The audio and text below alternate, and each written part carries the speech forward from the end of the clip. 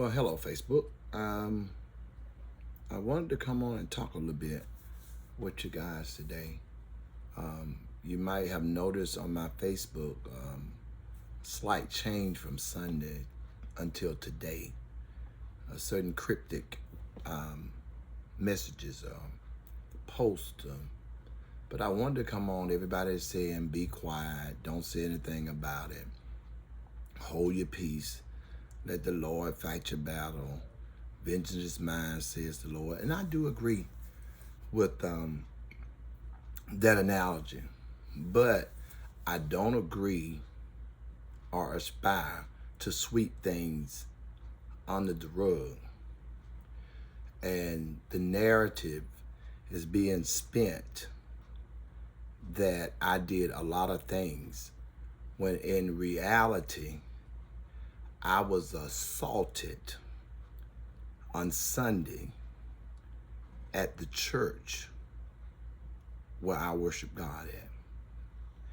And the fact of the matter that it was one of the elders of the church who holds many titles in the church, and they felt that they could put their hands on me.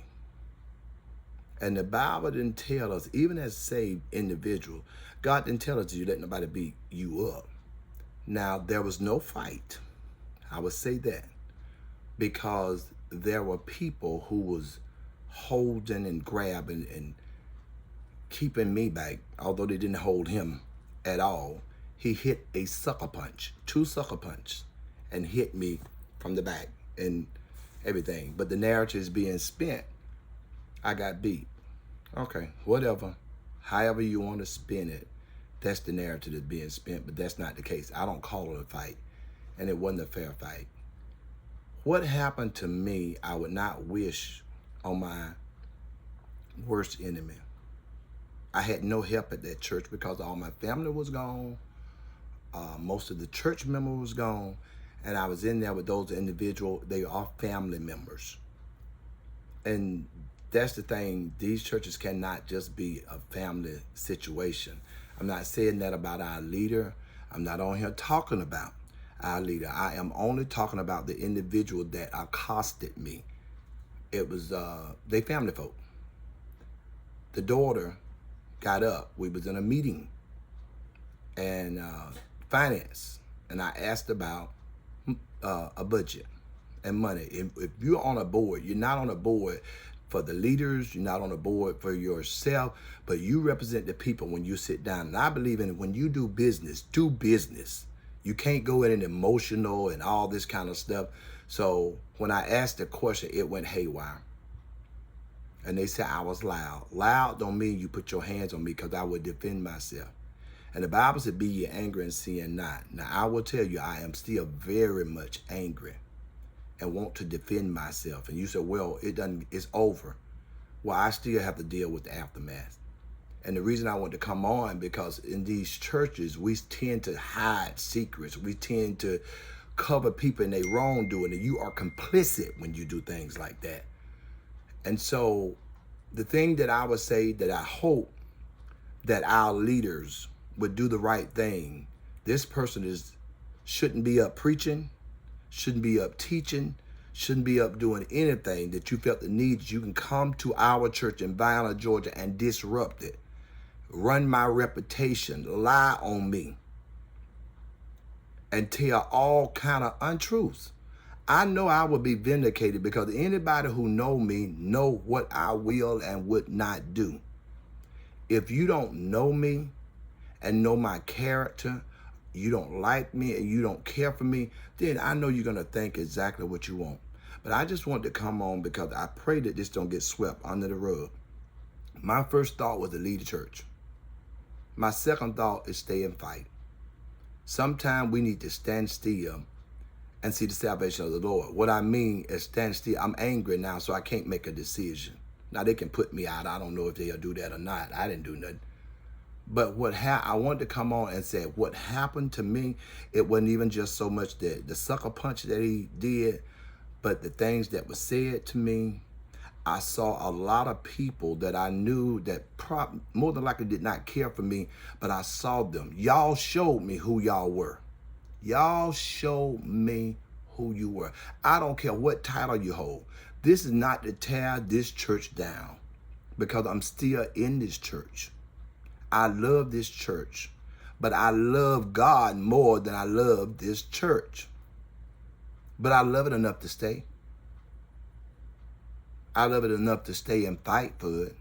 And when God said, he said, the thing about me, I'm going to do what God tell me to do, not just what I want to do. This is tough for me to sit and stay. It's tough for me to deal with the people running in line on me. And I know y'all gonna say, let God handle, let God.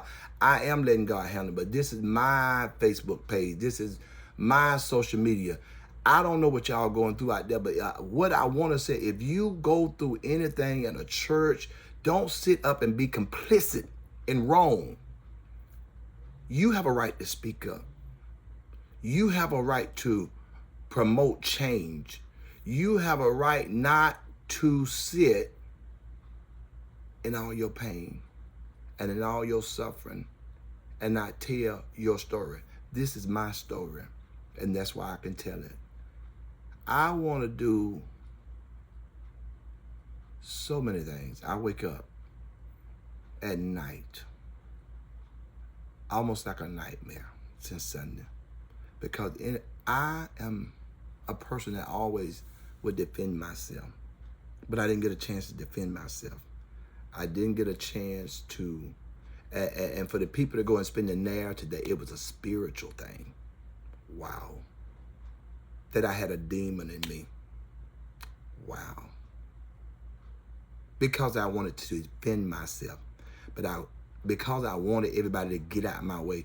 And if he done hit me, let the two men fight. And y'all may think it's wrong, but you let somebody punch you, sucker punch you twice, and tell me that you would stand and take it. I'm a preacher, but don't put your hands on me. Yes, God's going to fight the battle, but there were plenty of wars in the Bible where they fought and defended for themselves. Now, I don't want to stay on here and ramble, but I did at least want to express the deep hurt and pain that I am experiencing now, because these are people who were supposed to be my brothers, supposed to be my sister, and y'all showed me y'all behind and showed me who you were. I just want to say to y'all, I know you.